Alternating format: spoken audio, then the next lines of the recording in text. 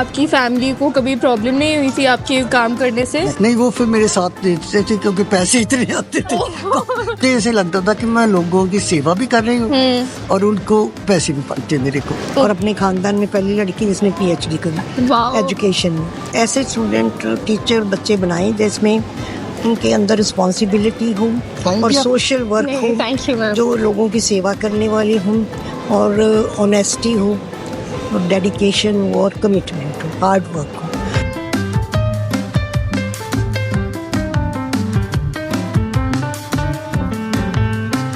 तो अब आप मुझे बताओ, आपकी लाइफ में एक ऐसी क्या एडवाइस या क्या सीख थी जिसने आपको हमेशा आगे बढ़ने की मोटिवेशन दी जब भी यू वर लो? ये बेटे पता नहीं, ये तो मेरे इनसाइड ही थी। तो नेचुरली आप बहुत जब मैं motivated कनाडा गई ना तो मुझे था कि मैं कुछ करूं, तो मैंने अपने फील्ड में चली गई इंश्योरेंस के और मैंने वर्ल्ड में टॉप करती रही। वाओ। 5 साल मैंने सारे वर्ल्ड में सन लाइफ में टॉप की। एंड आपकी फैमिली को कभी प्रॉब्लम नहीं हुई थी आपके काम करने से, आपके हस्बैंड को? नहीं, वो फिर मेरे साथ देते थे क्योंकि पैसे इतने आते थे कौन इतराज ऑफ करता कोर्स, है। अगर आप कमा इतना रहे थे। हाँ, बहुत अच्छी इनकम थी, बहुत मुझे ऐसे लगता था कि मैं लोगों की सेवा भी कर रही हूँ और उनको पैसे भी पाते मेरे को। Okay. क्योंकि लोगों को पता ही नहीं होता कि इंश्योरेंस कितनी इम्पोर्टेंट। एग्जैक्टली। सो मैंने अच्छा लगा मुझे। ओके। एंड आप करंट जनरेशन को क्या एडवाइस देना चाहेंगे, गर्ल्स को specially, because you being a women आप इतना अर्न कर चुके हो, इतना कमा चुके हो अपनी लाइफ में, तो आप हमारी आज की गर्ल्स को क्या एडवाइस देना चाहोगे? बेटे किसी फील्ड में जाए ना, honesty, hard work and just like अपने लिए ना सोचो, जिसके साथ जिसके लिए काम कर रहे हो उनका भी सोचो। Okay. And you think in तीनों चीज़ों से सक्सेस ज़रूर मिलेगी? एंड हार्ड वर्क तो बेटे जरूरी है, ऑनेस्टी के साथ। अगर आप हार्ड वर्क करते हैं और कुछ दिमाग में गलत चलता है फिर कामयाबी नहीं मिलती। Okay, thank you. अब मैम आप बताइए। ये तो बहुत कुछ है। मैं बोल आप बताओ फिर। देखिए, मैं तो ये था, मैं एजुकेशन में रही हूँ और मुझे शुरू से टीचर बनने का शौक था। ओके। जब मैं पढ़ रही थी नैनीताल में, मास्टर्स कर रही, तो मेरे प्रिंसिपल बहुत ज़्यादा अच्छे थे ओके। और वो मतलब बहुत हमारे लिए, मेरे लिए मोटिवेटर हो रहे हैं कि टीचर ऐसा होना चाहिए जो स्टूडेंट्स का इतना ख्याल रखने वाला हो। तो मेरे दिमाग में था कि सिंपैथेटिक हो, मोटिवेटर हो। और वो भी बहुत पूर फैमिली से आए थे, लेकिन BSc उन्होंने करी बाहर जाकर। मैंने भी अपनी लाइफ में बहुत मेहनत करी, लेकिन मैंने खाली मेहनत करी है, मेरे माँ बाप ने अपने ऐसे सर्कमस्टांसेस से तो कभी भी नहीं मेरी पढ़ाई बंद नहीं करी। और अपने खानदान में पहली लड़की जिसने PhD करी एजुकेशन में। और फिर मैं B.Ed कॉलेज में यहाँ पे देव समाज में प्रिंसिपल रही हूँ 18 साल।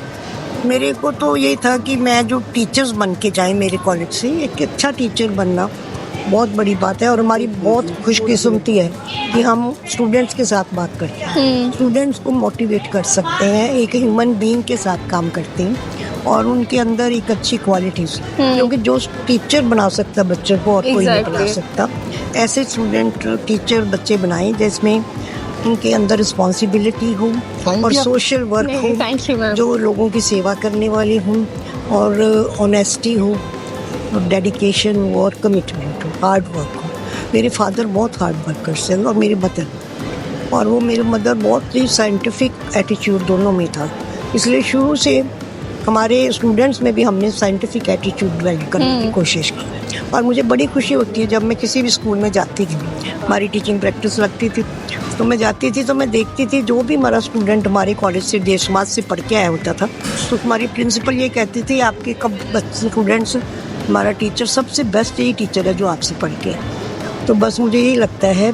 और एक सोशल वर्क जरूर है और लाइफ में अगर हम सोसाइटी के कुछ काम नहीं आते, हमने बहुत कुछ पाया सोसाइटी से, उसकी सेवा करना हमारा फ़र्ज़ है। इसलिए मैंने, मेरी सारी फैमिली ने, आई तो डोनेट सब ने करी हुई है, लेकिन मैंने अपनी बॉडी भी डोनेट करी हुई है PGI को। और मैं यही कहना चाहती हूँ आने वाली जनरेशन से कि आप भी एक अच्छे बच्चे बनो पेरेंट्स के लिए जिन्होंने आपको जन्म दिया है, और उनकी सेवा करो, सोसाइटी की सेवा करो और डेडिकेशन और कमिटमेंट रखो, ऑनेस्टी रखो।